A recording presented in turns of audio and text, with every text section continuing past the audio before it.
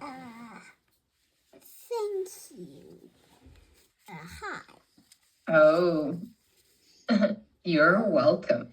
Oh, by the way, Oh, were you confused that about the first character I said? pardon? Can you repeat? I didn't really understand. Are you kind of confused when you asked me what's your favorite character, and and I and I said some and I said Light Fairy. Yes. So I thought you said in any kind of movie. Yeah, I understood that you got a little confused, but after that you said Cedric, so I kind of just accepted that as an answer. Okay. So don't worry about it. I work with the young students all the time, and whenever you get confused, if I think it's important for me to point out your confusion, I will. But if you just get confused about not very important questions, I'm not gonna pressure on it, okay? Okay. So don't worry. You will feel very safe in my classes, I promise. There's no pressure in my classes. I hope you don't feel any pressure. Okay. Yeah, I don't.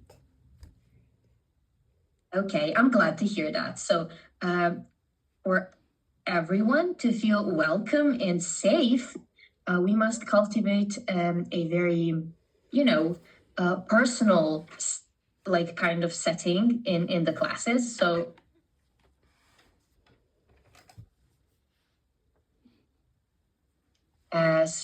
I'm trying to do that with all of my students, and I can see that you feel like that. Also, look at this.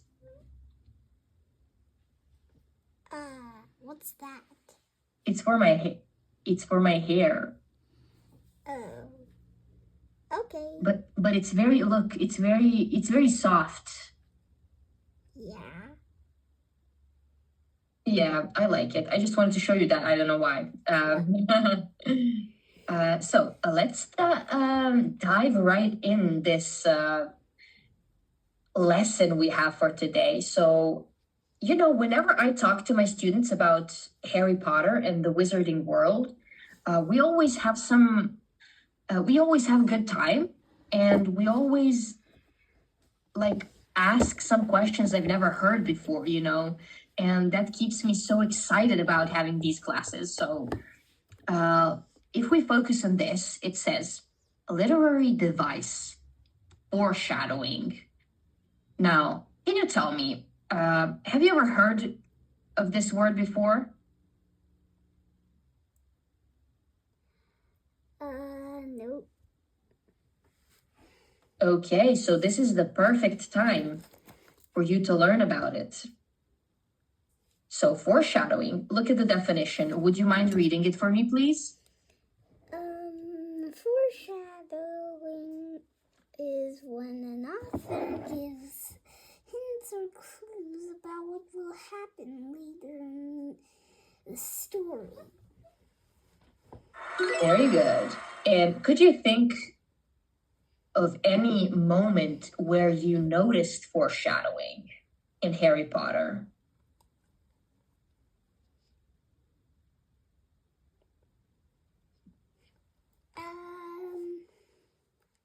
Like in the book. Yes, it could be a book or a movie, wherever you notice the foreshadowing element. If you didn't, we can read the examples.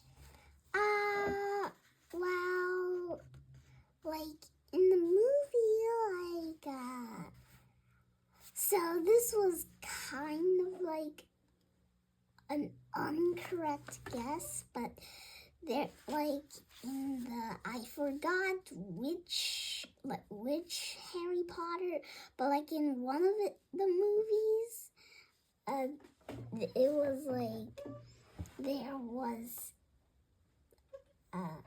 there was this like somebody like writes on the wall with blood, and oh wait, it's the Harry Potter and the Chambers of Secrets. So I thought Yes. that was whatever Tom Riddle, but it's actually like, it's not whoever Tom Riddle is. Probably someone that doesn't exist. But I don't Okay. know. Good. That's for sure. And at the end, I found out that it was actually a Ginny, which is kind of weird. Yes. Oh. It's Lord Voldemort, actually, is Tom Riddle. Oh. So like, what? Hello?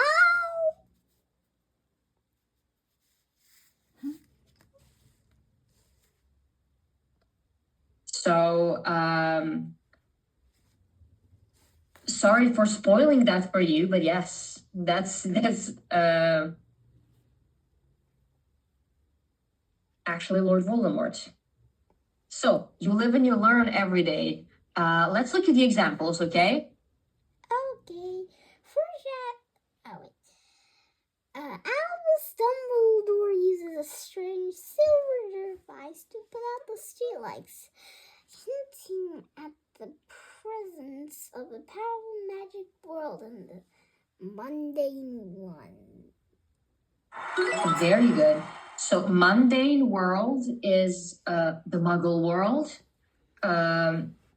So, the strange silver device he uses, do you remember how is it called? How do we call it?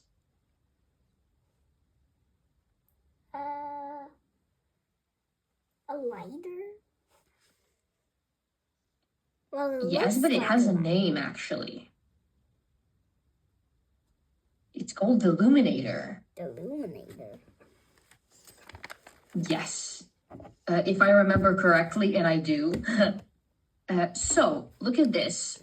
He uses a strange silver device to put out the streetlights, hinting at the presence of a powerful magical world in the mundane one. Also, another example, Harry has a dream about a flying motorcycle before he even knows his magic is real.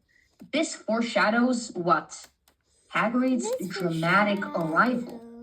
This foreshadows Hagrid's not very dramatic, but kind of like funny arrival. Yes. Yes. Do you remember the cake that he brought to Harry? Yeah, it's kind of like cake with it kind of looks ugly. Yes, I agree. It is an ugly cake, I must admit. So, example number 3. Strangers in the street seem to recognize Harry, bowing to him or waving. This hints that he is famous in a world he doesn't know about yet. So all of these examples just tells us how foreshadowing works. I told you that I like foreshadowing as a literary element. Why do I like it? Because often I can tell what the author wanted to foreshadow.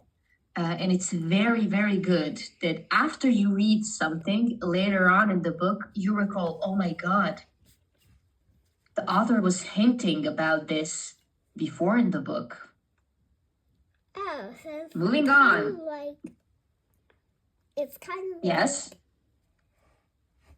It's kind of like a room where you have to figure out stuff like a detective, like those kind of rooms. Yes, it is. I like that actually. I like clues and hints and figuring out stuff. And I think the biggest foreshadow thing in the books is actually just the Harry's scar. So Harry arrives with a lightning bolt on his forehead, and I think that is like that foreshadows his importance later on in the book. It foreshadows how important he is in the magical, in the wizarding world, and amongst all the people who have magic, and about his history and stuff like that. Okay, Ivanka, finally we're gonna discuss characters. First characters we're gonna be discussing are none other than the Dursleys. So, their trait is what? Their trait is, I am perfectly normal, thank you very much. Thank you very much. Very good, yes. We will not reading this because we already know this, but yes, this introduction actually tells us how obsessed with being normal and that everything is normal they are. Wait just a moment. Okay. So this opening line immediately establishes the Dursleys' primary motivation, maintaining their image of normalcy at all costs. So remember how they don't allow anything. They even wouldn't let Harry ask them a question about anything that sounds a little out there. So kind of like. All right. Why are there people wearing cloaks all the time, and the owls are like flying in daytime, and they're like, no. Yes. And he's and the people asking that is like, what? Exactly, just like that. And remember how when strange things started happening, they ran away. Okay. Remember? Like, they ran away to no, this shack away from the city. Yeah. Yeah, they're like, oh no, it's not normal. People will think we're not normal, and then they run. Yes, they run, but they're too obsessed with that because nobody thinks about them besides them. Like, they're the only people who thinks about their normalcy and normal lives. They're too obsessed. And it's funny to me because I find people like that to be really uptight and rigid. And I dislike people who are like that. I don't really like people like that. Okay. All right. So let's discuss this aspect of the Dursleys. So as you can see, their trait, cruel and neglectful towards Harry. So they were really neglectful. They never celebrated his birthday. They really hated him, gave him, Dudley's old clothes to wear and stuff like that. And we have few evidences here. Let's quickly go through them. Let's read evidence number 1. For 10 years, Harry is forced to sleep in the spider-filled cupboard under the stairs, treated more like an unwanted pet than a member. A family member. Than a family member. This is really sad. Evidence number 2. They lied to Harry about how his parents died, telling him it was a car crash to hide the magical truth and keep him ignorant of his heritage. This is really, yes, I see that. It's very weird. Yeah, I think it's a toy or something in the garden. And would you mind reading the evidence number 3, please? They often speak about Harry as though he was something very nasty that couldn't understand them, like a slug. That actually sounds pretty cute, showing their complete lack of respect for him. Yes, I agree to an extent it sounds cute, but we both know that they just didn't like Harry and they treated him very, very poorly and were neglectful towards him. That is one very cute slug. Give him like the little house on his back.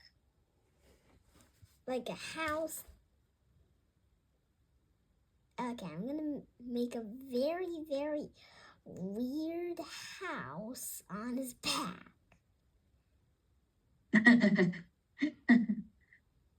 He's kind Okay. of weird and not very normal snail now.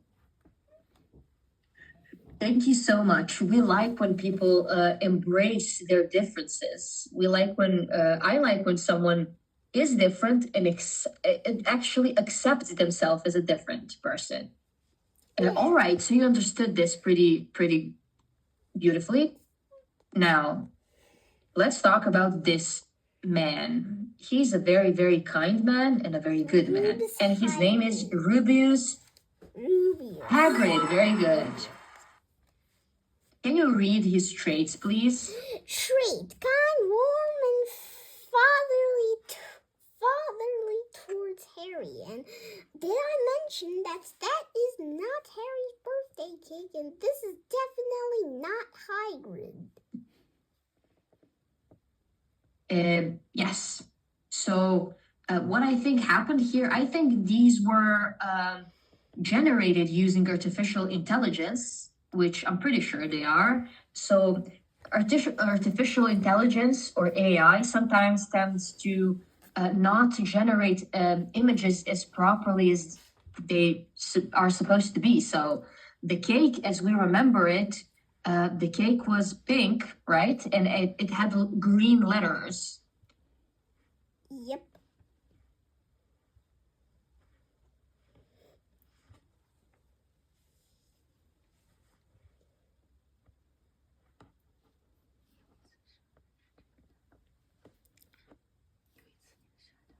Something like this. Oh, yeah. Oh, by the way, Oh. did I mention that it was pretty long, like a few years, like a lot of thousands, actually just 2 years ago, like my 6th-year birthday was like I ate a cake and it's like the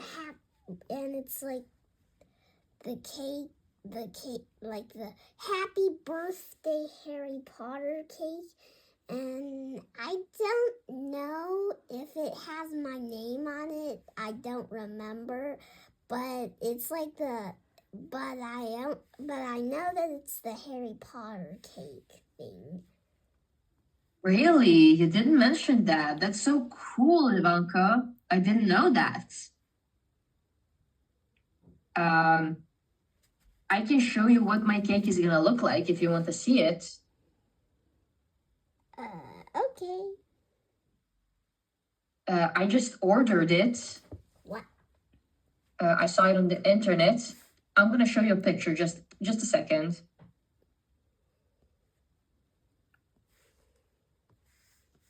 I ordered it because I saw it. What? Nothing. Okay, I saw it online and I was obsessed with it, and I said this is gonna be my cake. I'm gonna have this cake. I love this cake. It's very beautiful. Maybe I showed this to you, maybe I didn't. Hopefully I didn't, so you're gonna be surprised a little bit right now. Okay, it's nothing special, but I like it. You know, I saw it on the internet, and there's this girl that makes cakes, and I asked, "Could you make this cake?" And she said, "Yes, of course." So I was like, "It doesn't matter how much it costs. I just want it for my birthday." And since I really like Harry Potter, this is gonna be my cake. Hopefully, she makes it like this.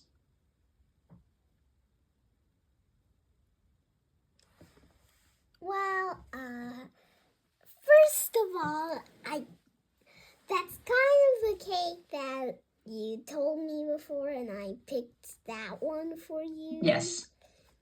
And Yes, and I ordered that one. Just so you know, I listened to your advice. So this is gonna be perfect for my birthday. I can't wait. I'm really obsessed. Wow. It looks so yeah. delicious. Well, yes. Hopefully it is delicious. I told her to make it strawberry cake, so let's see what we get. Okay, so let's move on. So When we talk about Hagrid, we know that he's very kind and warm, and he really loves Harry. And we also know that this is not Hagrid. Also, this isn't Hagrid either, but this cat looks really cute. Yeah, I'm pretty sure that's McGonagall. Yes, McGonagall. So once again, we have some traits over here. Look at this. So it says, fiercely loyal and quick to anger when his loved ones are insulted. Look at this. Can you read this? Never! Insult Albus Dumbledore in front of an E. In front of me. Very good. So this shows us Hagrid's explosive reaction to any criticism of Dumbledore reveals his deep loyalty and protective instincts. Do you think that Hagrid is protective of Harry? Maybe. Not maybe, he is. He's very protective of Harry. He cried when he had to give him away, remember? Wait. Like. No. So at the very beginning, Professor Dumbledore, Professor McGonagall, and Hagrid, they gave away Harry the baby to the Dursleys. Oh, that. I thought it was like he gave away Harry Potter, like when he's at. Yes, and remember that Hagrid cried. He cried very much when he had to do that. He was very sad.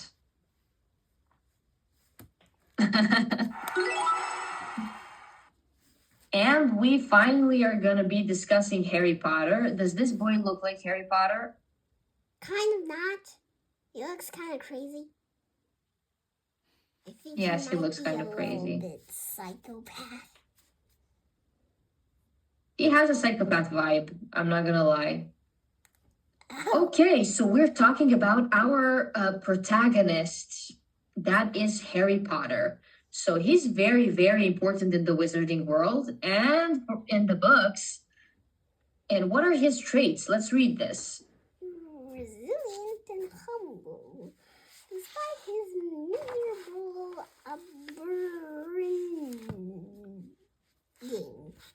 Upbringing. So this word, upbringing, this means growing up. And after Hagrid, on Harry's 11th birthday, Hagrid tells him that he's what? A wizard. Like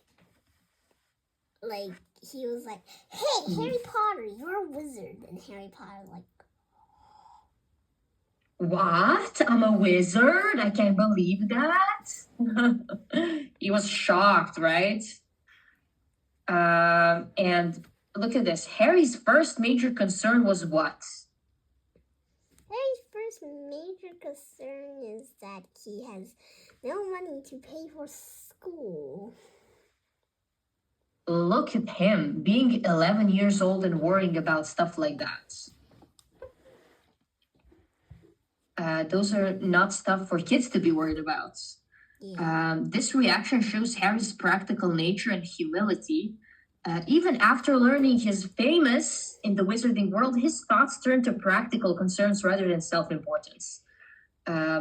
This is actually very well described, and I like this. So let's finish with the page number 25. And in the next class, we will be discussing the character of Draco Malfoy.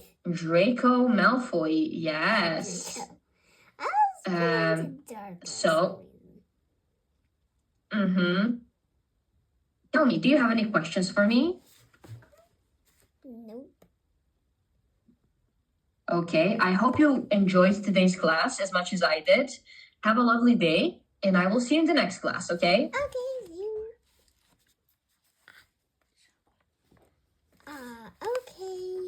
happy birthday. See you next time.